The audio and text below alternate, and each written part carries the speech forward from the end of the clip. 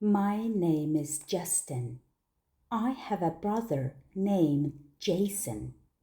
We grew up in a town called Willow Creek. We played in the fields. We worked on our family's farm. We shared everything. But now things are different. We are no longer like brothers. We are more like strangers. Our dad passed away last spring. He was old, and it was his time. Before he died, he left us some things. He gave us his house, his land, and his money. I thought we would share everything. I thought we would stay a team. I was wrong. The day after his funeral, we went to the town office. A lawyer opened the papers. He said our dad wanted us to share everything, but Jason didn't want to share. He wanted it all. I sat there shocked. Jason looked at me with cold eyes. I earned more, he said. I couldn't believe it. My own brother said that. He said he deserved more than I did. But I worked hard too. I helped Dad all the time. I never asked for more. Jason, he didn't help much. He only thought of himself. He wanted the house. He wanted the land. He wanted the money. He wanted everything. And he didn't care about me at all. I couldn't believe it. How could my brother do this? How could he take everything and leave me with nothing? We were family. We were supposed to help each other. But Jason didn't care about family. He only cared about himself.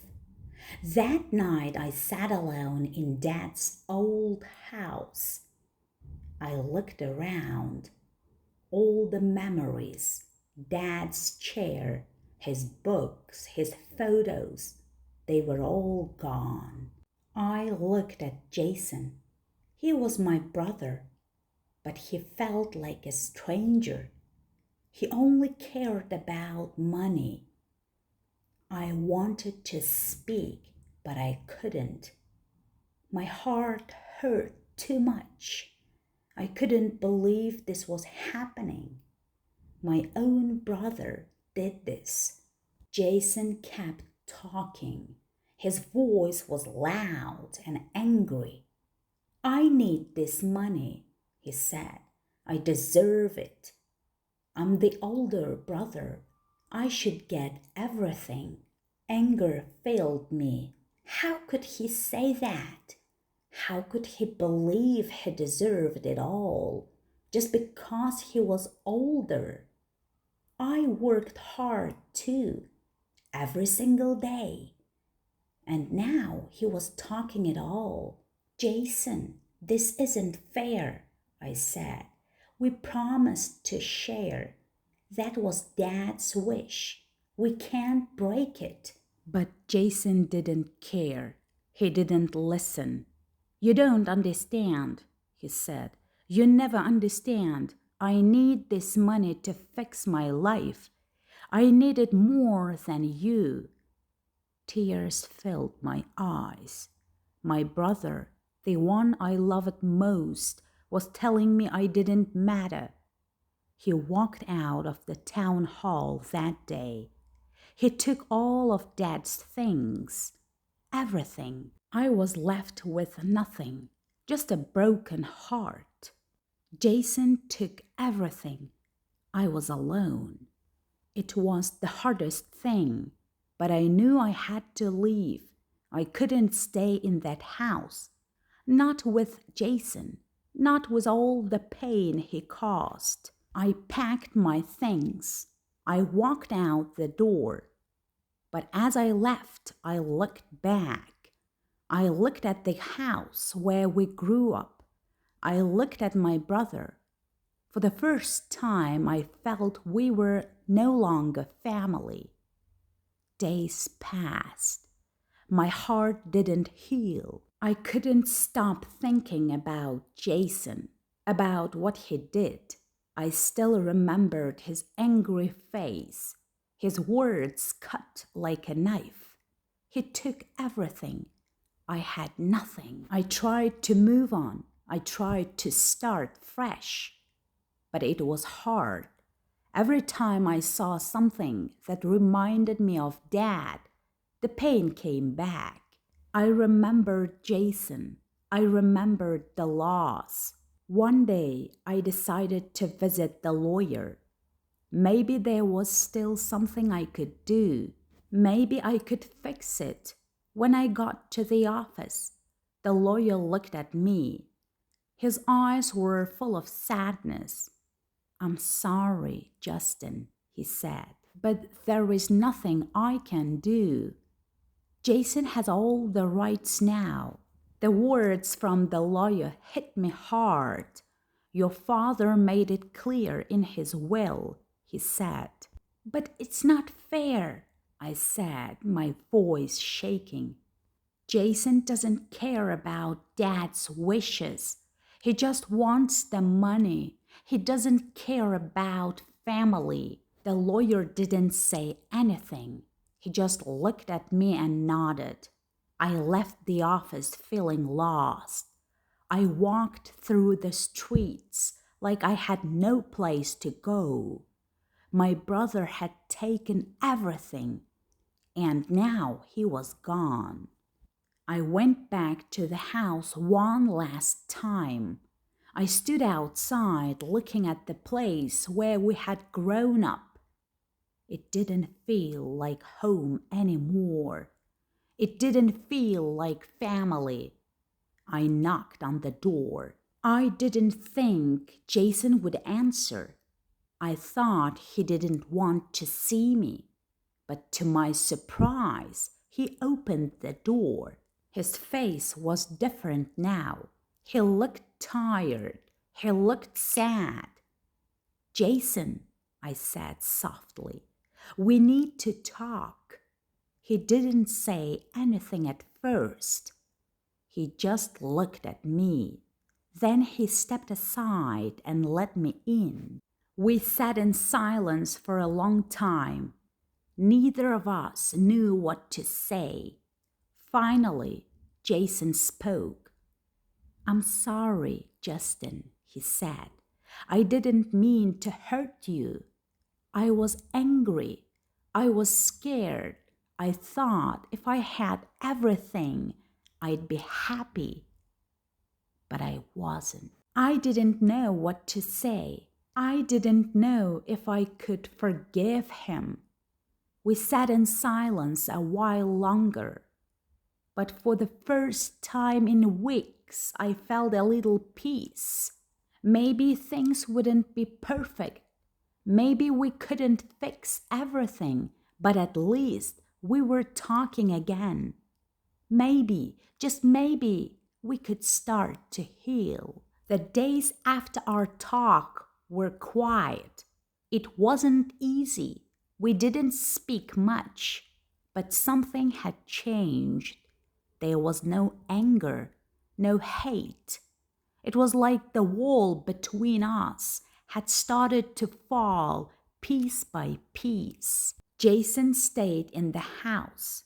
He didn't ask for more money. He didn't bring up the past. I could tell he felt bad.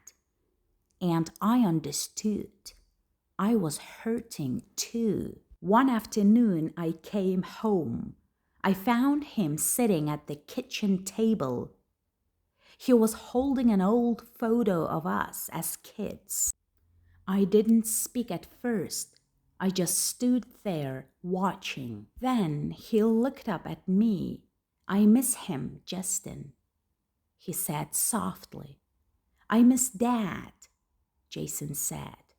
I didn't know what to say. part of me wanted to yell, to remind him what he'd done. But another part of me felt sad too. We both missed our father. We both felt the empty space he left. I miss him too, I said quietly. I don't know why you did what you did, Jason, but I know you're hurting. Jason's eyes filled with tears. I don't know what happened to me. I just wanted to feel important. I thought the money would make me feel that way. But now it feels empty. I can't fix what I've done. For a moment, we just sat there, not speaking. The weight of the past was heavy. But then I realized something. Maybe we couldn't fix everything, but we could try to rebuild. I don't know if I can forgive you yet, I said slowly, but I want to try. I don't want to live with this pain anymore. Jason nodded. I understand. I don't expect forgiveness right away, but I'm here, Justin. I'm trying. That night I went to bed feeling strange. It wasn't a happy feeling, but it wasn't a sad one either. It was the feeling of something starting to change, something starting to heal. The next day, Jason came to me. Justin, he said, I want to make things right. I know I can't fix everything, but I can start by giving back what I took. It wasn't much, but it was a start. He handed me a small envelope. Inside was a note that read, I'm sorry. This is for Dad. It wasn't the end of our story, but it was the beginning of something new. Maybe we'd never be exactly as we were before. Maybe we couldn't go back, but we could move forward together. The days that followed felt different. Jason and I didn't talk about the past anymore, but there was a change in the air. It was like we were both waiting for something, waiting for the healing to begin. I could see that Jason was trying. He started to help around the house more. He fixed things that had been broken for years. He even began spending more time with the family. It wasn't perfect, but it was better than before. One evening, we sat together in the living room. The TV was on. Neither of us was really watching it. It was just the two of us. We sat in silence. Finally, Jason spoke. Justin, he said, I know it won't be easy. I know I've hurt you, but I want to be a better brother. I want to be someone you can trust again. I looked at him. I could see he meant it. For the first time in a long time, I believed him. I don't know if I can trust you yet, I said softly, but I'm willing to try. Jason smiled. I saw a small light in his eyes. It was a small step, but it was something. The next weeks were full of small changes. We didn't have big fights anymore. We didn't argue about the money or the past. We just started to live our lives. Day by day, we tried to move forward. It wasn't perfect. There were still times when the weight of what happened hung over us. But we were both learning to live with it.